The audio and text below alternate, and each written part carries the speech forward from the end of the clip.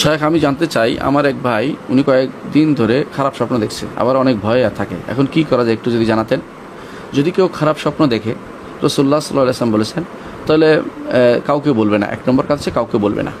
দ্বিতীয় কাজ হচ্ছে তিনি পাশ ফিরে শুবে, যদি আবার দেখে পাশ ফিরে শুবে, এই যেন না দেখে। 3 নম্বর হচ্ছে যদি কোনো খারাপ বেশি লাগে উঠে অজু করে 2 রাকাত নামাজ পড়বে, 2 রাকাত নামাজ পড়বে এবং আল্লাহর কাছে ক্ষমা চাইবে, ইস্তেআযা করবে, আল্লাহর কাছে আশ্রয় চাইবে, সে যেন এটা না দেখে। আর এরপরে চেষ্টা করবে যেন অজু অবস্থায় শুইতে, আর যেন এই জন্য আল্লাহর কাছে একান্তভাবে কান্নাকাটি করে আশ্রয় চায়, আল্লাহ যেন তাকে এর থেকে মুক্তি দান করে।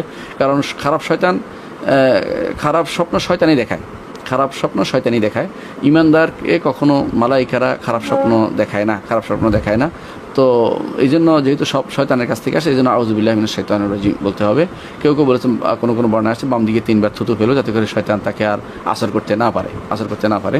শয়তানকে অপমান করা দরকার, এই জন্য আউযুবিল্লাহি মিনাশ শাইতানির রাজিম বলবে এবং সে কুলা, ফালাক, নাস এগুলি পড়বে। শোয়ার সময় আয়াতুল কুরসি পড়বে, যাতে করে খারাপ স্বপ্নগুলি না দেখে।